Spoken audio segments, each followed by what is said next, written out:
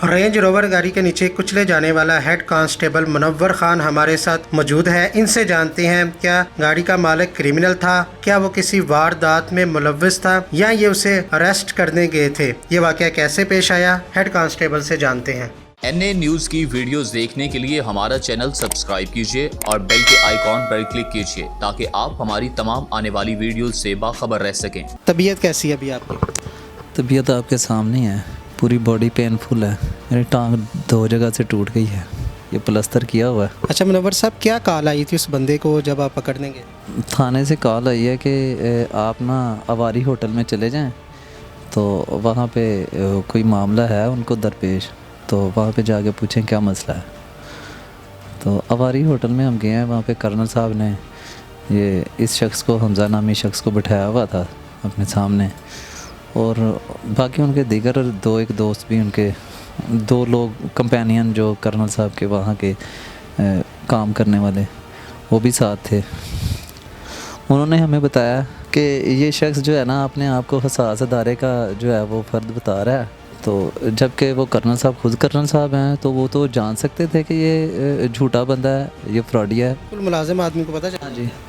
तो वो कर्नल साहब ने कहा कि इससे मैं जितनी भी बात की है, मुझे तो इसमें कुछ नहीं लगा, आप इसको ले जाएं और वहाँ से वेरीफाइड करें आप कि वाकई ये ऐसा बंदा है या नहीं है, क्योंकि ये कुछ भी नहीं बता पा रहा उसके बारे में।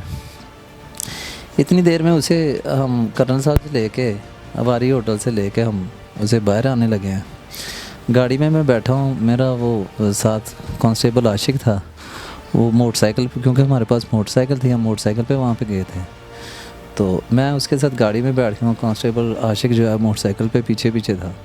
वो थाने के पास आया तो उसने गाड़ी को लॉक कर लिया, बजाय खड़ी करने के वो तेज़ी से स्पीड अप हो गया। फ्रंट सीट पे थे उसके साथ? हाँ जी, फ्रंट पे उसके साथ। तो वो ड्राइविंग सीट पे था, मैं दूसरी सीट पे। फिर वहाँ से जब जेल रोड पे आए हैं, उसने जेल रोड से वो कनाल रोड पे डाल दी है। जब आप उसको अवारी होटल से लेकर थाना सिविल लाइन जा रहे हैं लेकर, तो रास्ते में क्या गुफ्तगू हुई? उसने ये नहीं कहा कि यार मैं इस तरह मुलाजिम नहीं हूँ, क्या गुफ्तगू हुई? नहीं, इस तरह की उसने कोई बात नहीं की, बल्कि हमने कहा कि आप जाके हमारे साहब आपसे खुद ही पूछ लेंगे, कि हमारे साथ बात करने की इतनी ज़रूरत ही नहीं है। तो ना तो हमने वेरीफाइड इतना करने की कोशिश की, क्योंकि जब हमारे ऑफिसर्स वहाँ पे मौजूद हैं, हम तो उसे लेने के लिए आए थे। तो बस इतनी सी बात थी कि उसे, अगर वो सच्चा होता या कोई ऐसा शख्स होता या किसी अदारे से मुंसलिक होता, तो फिर इस तरह की छोटी हरकत करता ही ना, वो भागता ही ना, उसे भागने की ज़रूरत ही नहीं थी।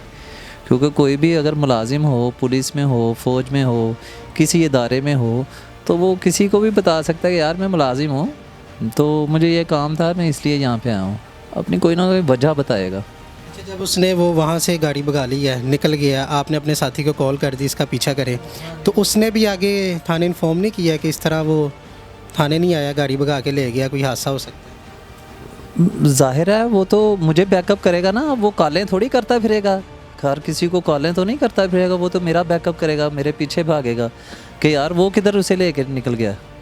तो कोशिश तो हमने बड़ी की वहाँ पे, जब वो 1-2 गाड़ियों को उसने हिट किया, तो उसके बाद गाड़ी स्टॉप हो गई, मैं भी उससे निकल आया हूँ। मैंने कहा चलो आओ, तुम आराम से खड़े क्यों नहीं होते हो, बजाय उसने ये करने के उसने फिर गाड़ी मेरे ऊपर चढ़ा दी है। जब गाड़ी के अंदर बैठे थे, जब वो मोटरसाइकिलों को हिट किया, तो आप बाहर निकल, धक्का देकर उसने गाड़ी के नीचे फेंका आपको? जब गाड़ी से बाहर निकले हैं ना, तो उसे लोग वहाँ पे इकट्ठे हो गए हैं, फिर मैं तो फिर गाड़ी के नीचे आ गया हूँ। जब गाड़ी के नीचे आ गया हूँ, फिर लोगों ने मुझे निकाला और रेस्क्यू किया, 15 पे कॉल की या रेस्क्यू 1122 को कॉल की। मुझे तो फिर वहाँ से फिर मुझे आगे नहीं पता उसके साथ क्या बना, क्या नहीं हुआ। गाड़ी में उसने आपको धमकियाँ वगैरह भी उसने दी हैं, कोई राड वगैरह भी आपके ऊपर? बिल्कुल, वो राड उसने गाड़ी में ही पड़ा हुआ था और वो तरह तरह की धमकियाँ दे रहा था, मैं तुम्हें जान से मार डालूँगा, तुम जा नहीं सकते हो कहीं, मैं तुम्हें अगवा कर लिया है। तो क्योंकि गाड़ी लॉक थी वहाँ पे, तो कुछ बंदा, क्योंकि वो उसका कहना था कि आप मुझे छोड़ दो तो मैं चला जाता हूँ, मुझे कुछ ना थाने ना लेके जाओ, लेकिन आपने अपना फ़र्ज़ निभाया। हाँ जी, अल्हम्दुलिल्लाह मैं हमेशा ड्यूटीफुल आदमी हूँ और कभी भी मैंने नेगलिजेंसी नहीं की है और कोशिश की है, क्राइम फाइट ही किया है हमेशा, और कभी भी किसी को तंग नहीं किया है। लोगों की खिदमत के लिए भर्ती हुए हैं। तो वो खिदमत कर रहे हैं और आपने देखा ही होगा ये खिदमत का ही नतीजा है, ये लोगों की खिदमत करते हुए ये चोट लगी है। ये वाकई बहुत जुर्रतमंदाना काम है जो आपने किया है। अच्छा, वो जो उसकी तरफ से जो बयान आ रहा था, जो अफवाहें उड़ रही थी, जो ख़बरें चल रही थी, उसमें ये था कि वो फैसलाबाद का कोई फैक्ट्री का मालिक है, यहाँ पे आके उसने कोई प्रॉपर्टी ख़रीदी है, उसके वो पैसे वगैरह देने आया था, रास्ते में आप जा रहे थे, आपके साथ बाइक हिट की, आप बाइक के नीचे आ गए। ऐसा कोई मामला नहीं है। आपको बताया कि वो अवारी होटल से वो कर्नल साहब ने दिया, आप अवारी होटल में जाएंगे, वहाँ की रिसेप्शन से जाके आप बात करें, आपको पूरी तस्दीक हो जाएगी। आप उसकी फ़ोटो दिखाएंगे तो वो समझ जाएंगे ये कौन शख्स है।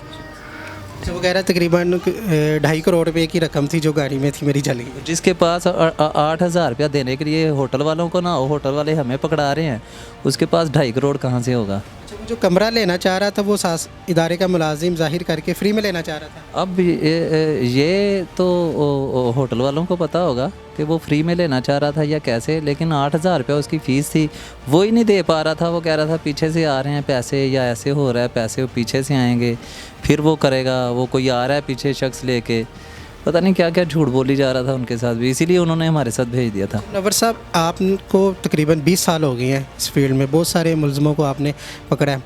आपकी उसके साथ जब गुफ्तगू हुई, आपको वो कैसा लगा? वो मुलज़म लगा है, वो नौसरबाज ही लगा है? झूठा और मक्कार आदमी था और नौसरबाज था। अगर नौसरबाज ना होता तो इस तरह भागता ही ना। पुलिस से डरने की क्या ज़रूरत है? हम आप लोगों में से ही हैं, आपके ही भाई हैं, हम कोई और मखलूक थोड़े हैं ना। तो बस ऐसी बात है।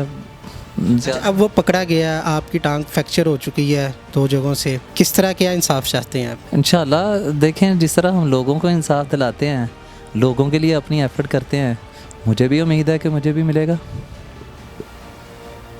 क्या एक वीडियो बयान में मैंने आपका सुना है कि आप कह रहे हैं कि जो जिस तरह मेरे साथ हुआ है उसके साथ भी इसी तरह ही होना चाहिए? हाँ जी, बिल्कुल ऐसा तो होना ही चाहिए। देखें, इस्लाम तो हमें यही सिखाता है कि आँख के बदले आँख, कान के बदले कान, जान के बदले जान और टांग के बदले टांग, होना तो ऐसे ही चाहिए।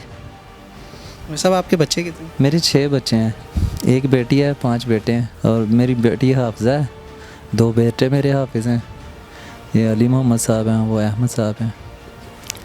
माशाल्लाह, बच्चों पे और जो वाइफ है आपकी, काफ़ी ये नागवार दिल पे ये गुजरी होगी खबर। जाहिर है कि अब देखें सभी परेशान हैं। अच्छा, महकमे ने तो आपके साथ ताउन किया है और इंशाल्लाह आगे ताउन करेंगे भी आपके साथ। हाँ बिल्कुल, मेरे SHO साहब ने मुझे फ़ोन भी किया है, बाकायदा वो हमदर्दी भी कर रहे थे और मेरे साथ उन्होंने बड़ा अच्छा वो कोऑपरेट कर रहे हैं और वो कह रहे हैं कि इंशाल्लाह हम इसे कैफ़रे किरदार तक पहुंचाएंगे।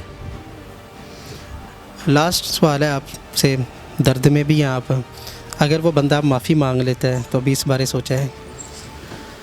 बात ऐसे है कि माफ़ी तो ऐसे थोड़े ना होती है, माफ़ी किसी ऐसे शख्स को होती है जो इंसान हो, जो इंसान ना हो उसके लिए माफ़ी थोड़ी होती है, माफ़ी इंसानों के लिए होती है। जो शख्स वो अपनी ज़ात के लिए भी वो अच्छा नहीं है तो वो मेरा ख्याल माशरे के लिए भी ठीक नहीं है।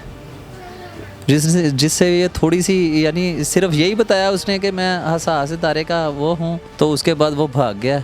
और आप ये समझें कि वो उसका भागना और उसका ये सब कुछ करना, क्या वो माफ़ी के काबिल है? कितने लोगों को उसने रौंद डाला है, कितने लोगों का नुकसान किया है उसने। मेरा तो किया ही किया है, बाकी लोगों का भी नुकसान किया है। आप उसके साथ क्यों गए हैं? आपके पास वो डाला नहीं था, पुलिस का आया, वो रेस्क्यू क्यों नहीं किया? नहीं, पुलिस का डाला बता रहा हूँ कि वो चीफ़ जस्टिस साहब आए हुए थे और हमारी पूरी वो टीम जो है वो थाने की, वो उनके लिए वो ड्यूटी पे थी और मैं क्योंकि करीब ही था उस इलाके में और मैं और आशिक वहाँ भी गश्त कर रहे थे, तो फिर जैसे ही हमें कॉल आई है, कॉल रिसीव करते ही हम उस तरफ चले गए हैं। फिर अवारी होटल से आपको बताया कि जाके वो कर्नल साहब ने हमारे हवाले किया। आपके ज़हन गुमान में भी नहीं था कि वो इस तरह की हरकत करें? जाहिर है कि ऐसे लोगों के लिए ऐसा थोड़ी है कि मैं तो बेशुमार डाकुओं और चोरों को और कातलों को भी पकड़ा है, लेकिन जिसको जाके पकड़ लेते हैं वो समझ जाता है कि पुलिस आ गई है, पकड़े गए हम, ठीक है, उसके बाद वो कोई रेजिस्ट नहीं करता है। इतना बहुत कम लोग होते हैं जो रेजिस्ट करते हैं, लेकिन इसका कोई इतना वो भी इशू भी नहीं था, वो सिर्फ उसे वेरीफाइड करना था और कोई मसला नहीं होना था। लेकिन इससे ये पता चल रहा है कि वो बड़ा ही कोई क्रिमिनल किस्म का शख्स है जो मसलन इस तरह की हरकतें कर रहा है और ख़ुद को हसास अदारे का भी बता रहा है और क्रिमिनल एक्ट भी कर रहा है। और सब आप देखिए उसने आपके साथ ज्यादती की है ना, एक तो सज़ा उसको उसी दिन उसी टाइम आधे घंटे के अंदर अंदर ही खुदा की तरफ से मिल गई है। उसकी गाड़ी जलना कोई सज़ा नहीं है उसके लिए। नुकसान हुआ ना, पकड़ा गया, उसका ये था कि मैं कानून की गिरफ्त में ही नहीं आ सकता। कानून की गिरफ्त में तो वो आना ही था। अगर मुझसे नहीं आया तो बाकी किसी और से पकड़ा गया। पकड़ा वो हमारी एफ़र्ट से ही गया है, क्योंकि जो अगर हमने एफ़र्ट ना की होती, हम अगर नेग्लिजेंसी कर देते, उससे नज़रअंदाज कर देते इस बात को, तो वो कभी भी पकड़ा नहीं जाता। अच्छा, वो जो बाइक के साथ रगड़ते जा रही थी वो किसी और की थी, आपकी नहीं थी? नहीं, वो किसी और लोगों की थी, वो आम लोगों की होगी, मुझे उसके बारे में नहीं पता है। जी नाज़रीन, मुनव्वर साहब हमारे साथ मौजूद थे, आपने इनकी गुफ्तगू सुनी। इसी के साथ अपने मेज़बान हाफिज़ खुर्रम शहज़ाद को दीजिएगा इजाज़त। अल्लाह ने के बाद।